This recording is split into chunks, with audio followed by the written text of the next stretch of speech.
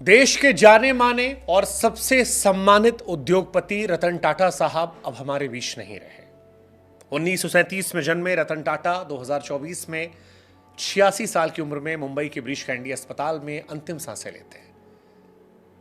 रतन टाटा की मृत्यु पर सारा देश गमगीन है, हर किसी की आंखें नम है। रतन टाटा की लेगेसी ऐसी है कि पक्ष विपक्ष दोनों तरफ से उनके निधन पर शोक संदेशों का तांता लगा हुआ है। शायद ही देश में कोई दूसरा व्यक्ति होगा जिसे इतना सम्मान मिला होगा जितना सम्मान रतन टाटा साहब को मिला है। हालांकि मृत्यु इस जीवन का अंतिम सत्य है, हर किसी को एक रोज इससे गुजरना है। लेकिन रतन टाटा के ना रहने पर एक सवाल उठ रहा है कि कौन बनेगा टाटा का उत्तराधिकारी, किसके हाथ जा सकती है 3800 करोड़ के साम्राज्य की कमान। 86 साल की उम्र में रतन टाटा साहब का निधन हुआ। मुंबई के ब्रीच कैंडी अस्पताल में आईसीयू में वो एडमिट थे। रतन टाटा केवल अपने कारोबार के लिए नहीं बल्कि अपने उस दान करने वाले दानवीर व्यक्ति के तौर पर भी जानने आते थे। उद्योगपति रतन टाटा की पहचान एक समाज सेवी की रही है। टाटा ग्रुप के साम्राज्य को दिन दुगना रात चौगुना करने में रतन नवल टाटा का बहुत बड़ा हाथ रहा है। उनकी लीडरशिप में टाटा सन्स ने नई ऊंचाइयों को छुआ, देश दुनिया में कारोबार तेजी से फैलाया।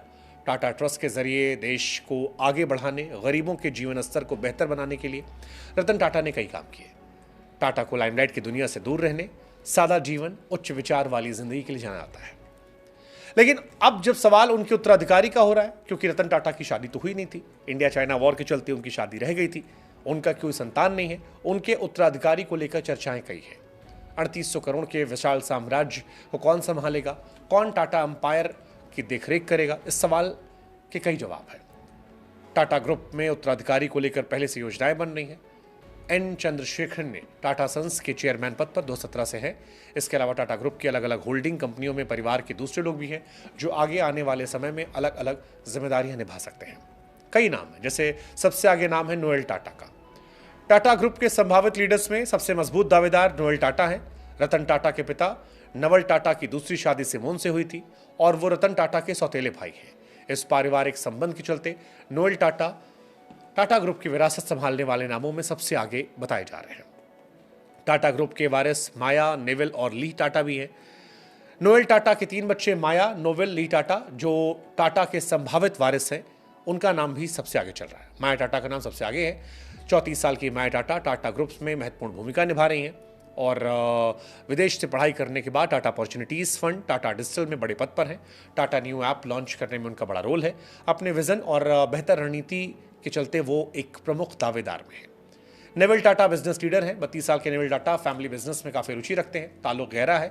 टोयोटा की मानसी किर्लोस्कर से शादी करने वाले नेविल स्टार बाजार के मुखिया हैं। ये company hyper market chain trend limited के तहत आती है। उनकी लीडरशिप में टाटा फ्यूचर लीडर की झलक मिलती है और एक मुखिया बनने की संभावनाएं उनमें भी देखी जा रही हैं। हॉस्पिटैलिटी सेक्टर को आगे बढ़ा रही हैं ली टाटा। 39 साल की ली टाटा तीनों भाई बहन में सबसे बड़ी हैं। टाटा ग्रुप के हॉस्पिटैलिटी सेक्टर की रीढ़ कहा सकता है। स्पेन के ही आई बिजनेस स्कूल में पढ़ी हैं और ताज होटल रिजॉर्ट, ताज पैलेस को एक्सपैंड करने में उनकी अहम भूमिका है। इंडियन होटल कंपनी के ऑपरेशन देख रही हैं। टाटा ग्रुप का कद हॉस्पिटैलिटी इंडस्ट्री में और मजबूत कर रही हैं।